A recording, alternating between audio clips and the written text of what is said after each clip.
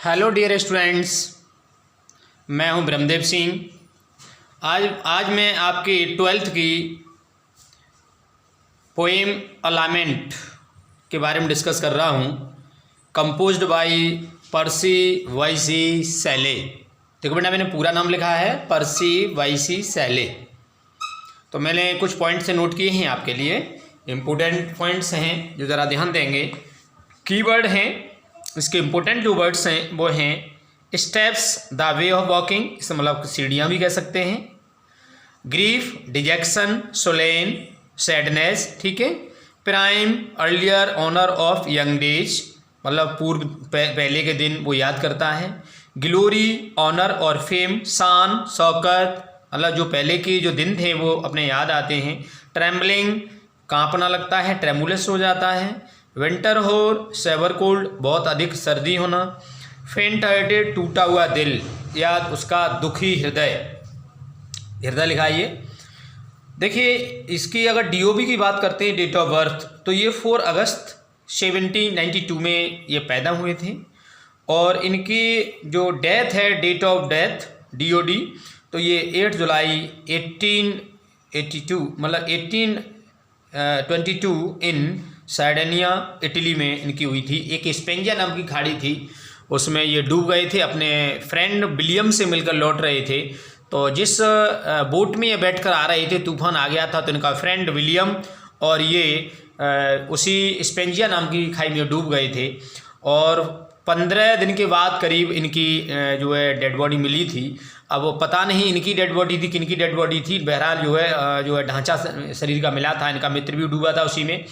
और इनका जब इनके घर वाले वहाँ कोई थे नहीं, तो इनके जो है इनका फ्रेंड था Lord Byron, George Lord Byron, इसका फुल नेम है जॉर्ज लॉर्ड वायरन।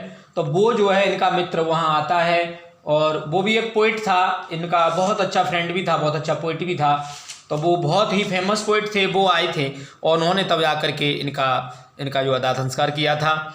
इनकी वाइफ थी, बस इनकी जो है इनकी वाइफ के नाम देखिएगा, इनका जो है मैरी वेस्ट है ना, वेलस्टोन क्राफ्ट, ठीक है ना, ये थी मैरी गॉडविन थी। ये इन्होंने जो विलियम गॉडविन थे पॉलिटिशियन, उनकी बेटी थी मैरी गॉडविन, उनसे शादी कर ली थी इन्होंने। किसके पहली इनकी वाइफ ये हैं हैरिट वेस्टब्रुक, ये पहली पत्नी है इनकी। और ये बाद में इनकी कजिन थी वैसे तो, हैरिट ग्रुप, ये इनसे लव मैरिज हुआ था इनका, मतलब जो है पहले अफेयर चला, फिर इनसे शादी कर ली थी। तो पहली इनकी वाइफ ये हैं, दूसरी ये थी, तीसरी ये हैं। तो इस तरह से इनकी ये जो है 3 पत्नियां थीं। और इनका हैरिट वेस्टब्रुक नाम था, फिर बाद में ये मैरी हैरिट शैले के नाम से जाने लगी थी, ठीक है। पोइम के अगर पैटर्न की हम बात करते हैं, तो पोइम का पैटर्न है AB CC और CCB। मैं आपको बताऊंगा, पढ़ाऊंगा तब। ये पोइम का पैटर्न रहा। और उसके बाद पोइम का जो पैटर्न बताया मैंने आपको, वो AB और CCB और CB। और पोइटिक डिवाइस में एपोस्ट्रॉफी फिगर ऑफ स्पीच का प्रयोग किया है। देखिए, शुरुआत में ही एपोस्ट्रॉफी फिगर ऑफ स्पीच लिया है, मैं पढ़ाऊंगा तब बताऊंगा। और इन्होंने था क्या, इनके 1811 में है ना, 1811 में इन्होंने एक पंपलेट, जिस स्कूल में पढ़ते थे तो उस स्कूल में इन्होंने नेसेसिटी ऑफ एथेंस नाम की एक जो वो थी पत्रिका, उस पत्रिका को पब्लिश इन्होंने किया था। और वो पत्रिका जो थी वो उनके जो क्रिश्चियन डॉगमा था उसके खिलाफ इन्होंने पब्लिश कर दी थी। तो उसी पर इन्हें विद्यालय से इनका मित्र था विलियम हॉग, तो हॉग के साथ इनको स्कूल से भगा दिया गया था। स्कूल से मतलब इन्हें निकाल दिया गया था और फिर इन्हें स्कूल में नहीं लिया गया था। तो और देखिएगा, और आपको इनके बारे में बता दूं कि बताया जाता है, अब हालांकि मुझे नेटिक बुक में देखने को मिला है, इनकी जो पत्नी थी हैरिट वेस्टब्रुक या हैरिट शैले कह दीजिएगा, इनकी पत्नी विवाहित पहले से थी, है ना, मैरिड थी। अब ये मतलब क्लियर नहीं हम आपसे कह सकते हैं, क्योंकि ये नेट की बुक में मुझे मिला है। इनकी एजुकेशन की बात करते हैं तो सबसे पहले इनकी एजुकेशन एट होम पर इनकी सिस्टर ने इन्हें पढ़ाया था।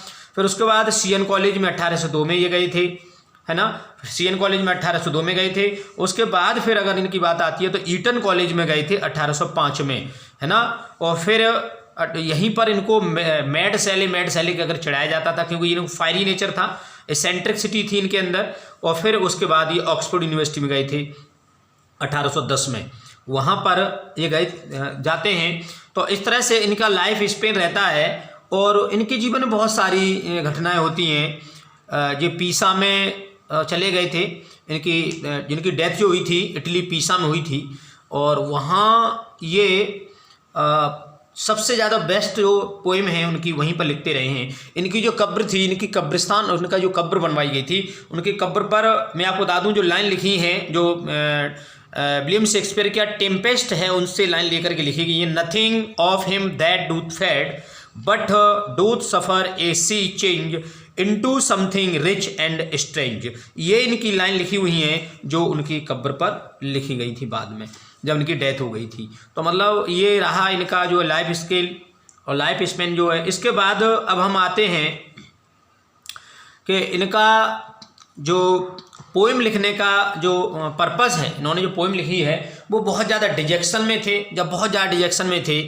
तो अपने देखिए पोएम को लेता हूँ मैं, और जब ये बहुत ज़्यादा निराशा में होते हैं तो जो निराशा के दिनों को अपने बताते हैं, इस तरह से बयां करते हैं अपनी निराशा को। तो पेसिमिस्टिक पोएम है ये, आप इस पोएम को कहेंगे तो ये पेसिमिज्म से भरी हुई है। और मतलब बताते हैं कि डेस्पेयर ही डेस्पेयर है मेरे जीवन में, there is no the pleasantness of my life has fled away for ever.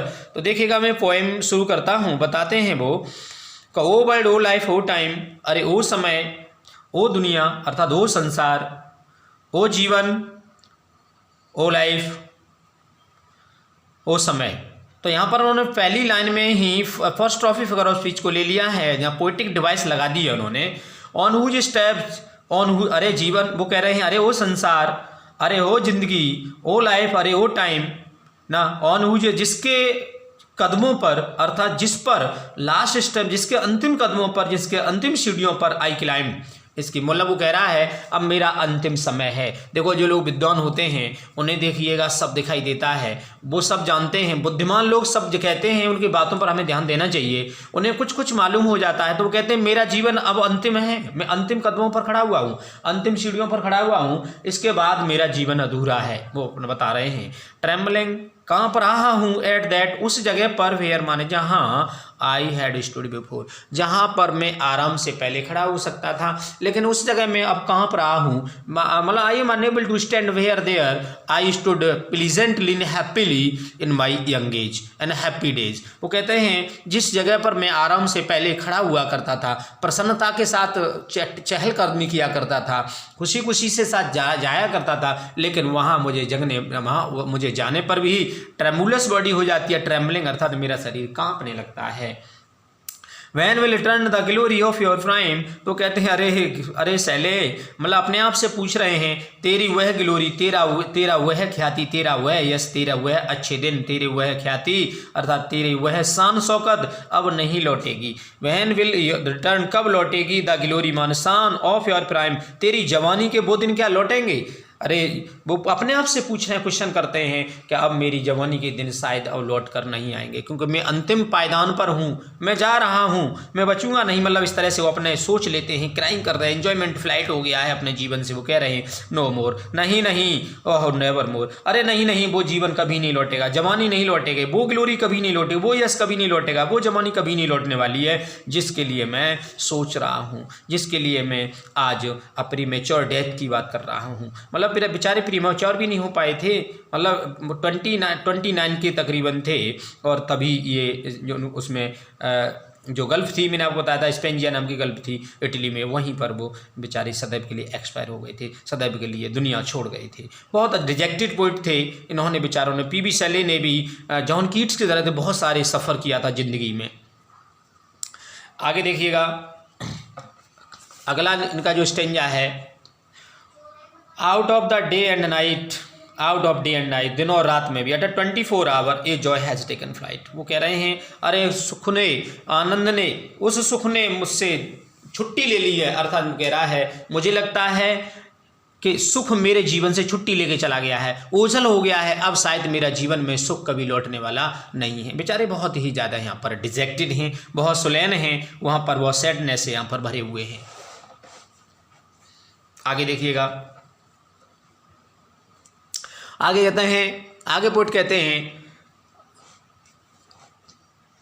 Fresh spring and summer and winter होर, वो मतलब वो जो बसंत ऋतु की ताजगी, अर्थात ताज़ा ताज़ा सा बसंत ऋतु, ताज़ी बसंत ऋतु की वो महक, तो ताज़ा बसंत ऋतु, गर्मी का मौसम और विंटर और कड़ाके की सर्दी और भयंकर सर्दी, ये सारे बसंत ऋतु हो चाहे गर्मी हो और चाहे सर्दी का भयंकर मौसम, सर्दी की ठंड को मतलब बहुत ज़्यादा कड़ाके की ठंड पड़ रही हो।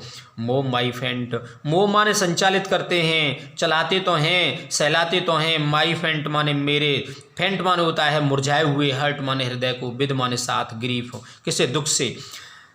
स्प्रिंग सीजन भी, समर भी और विंटर भी मेरे हृदय को संचालित तो करते हैं, जीवित तो रखे हैं, सहला तो रहे हैं, आगे चला तो रहे हैं, लेकिन दुख से साथ चला रहे हैं। अर्थात मुझे चाहे स्प्रिंग सीजन हो, चाहे समर सीजन हो, चाहे विंटर हो, सब के सब मुझे दुख दे रहे हैं। न तो स्प्रिंग सीजन सबसे अच्छा सीजन माना जाता है, राजा माना जाता है उसे, वह भी चाहे तो मुझे सुख दे सकता है, लेकिन वो भी नहीं, गर्मी भी नहीं और सर्दी भी नहीं, मुझे कोई भी नहीं, सुख तो मुझे कोई नहीं दे रहा है, सिर्फ दुख दे रहे हैं।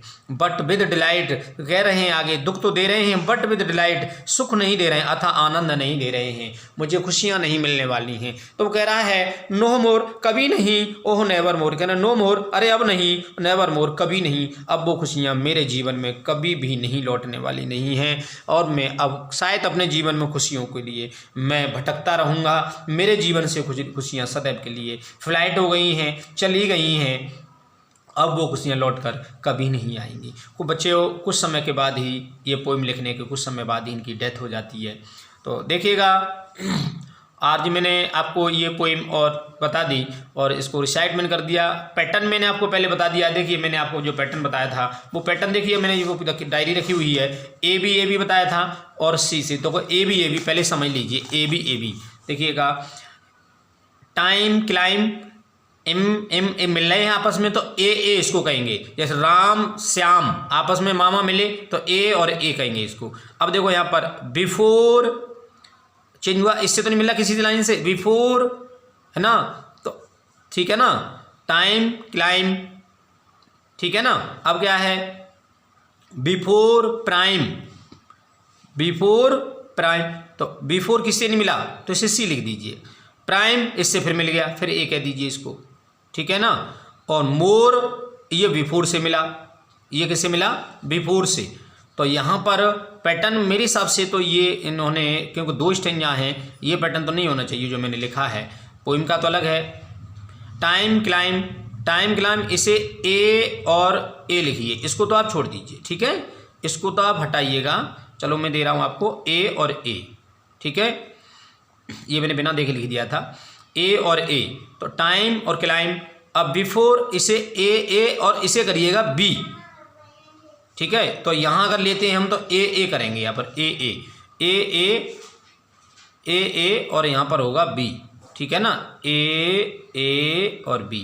टाइम क्लाइम मिले ना आपस में, धुन मिल रही है, और बिफोर अलग मिल रही है। प्राइम फिर यहाँ पर मिल रहा है, फिर यहाँ पर ए कर दीजिए, फिर यहाँ ए करिए, है ना, और बिफोर, और फिर यहाँ पर मोर किससे मिल रहा है, मोर बिफोर से, तो यहाँ पर फिर लिखिएगा बी। तो ए बी ए बी, ए हमारा पैटर्न होगा, ठीक है। ऐसे दूसरे स्टेंजा को आप ले लो, दूसरे स्टेंजा को देखो क्या यही पैटर्न है, दूसरे स्टेंजा को भी देखिएगा। यहाँ है नाइट फ्लाइट, ए हो गया, ए लिख दीजिएगा। अब देखिएगा होर मिला अलग, मोर से मिल रहा है ना, तो वही रहेगा पैटर्न, बिल्कुल वही है। ए और इधर लेंगे हम ए इधर बता दिया मैंने आपको, ए दोनों पर लिख दीजिएगा। और लिखेंगे होर को और क्या करेंगे हम बी, और फिर डिलाइट नाइट से मिला, फिर यहाँ पर हम बी लिख देंगे, और फिर मोर किससे मिला, फिर आपका हमारा इससे मिला, तो यहाँ पर फिर क्या करेंगे हम, फिर बी लिख देंगे, ठीक है। फिर यहाँ पर फिर ए लिखेंगे, ठीक है। तो ध्यान रखेंगे इन चीज़ों को। तो ये इससे मिल रहा है, तो फिर देख लें हमारा पैटर्न सही है कि नहीं सही है ना। देखिएगा ए लिख दिया हमने, फिर बी लिखा है इस पर, ठीक है। फिर बाकी बात प्राइम इससे मिल रहा है तो ए लिख दिया, सही है बिल्कुल, ठीक है ना। इसे फिर देखिएगा मोर किससे मिल रहा है, बी से, तो बी लिख दिया, ठीक है। तो ये पैटर्न हमारा है। आगे के लिए अगली पोइम आपसे डिस्कस करेंगे हम। और अगर ये चैनल मेरा आपको अच्छा लग रहा है तो बेटा इसे सब्सक्राइब करिएगा, सब्सक्राइब मत करना भूलिएगा। और मैं आपको सेंट्रल आइडिया, एक्सप्लेनेशन पहले पोएम सारी पढ़ा दूँ, उसके बाद मैं आपसे सेंटाडिया पर बात करूँगा, एक्सप्रेशन के बारे में बात करूँगा। Thank you, have a nice day.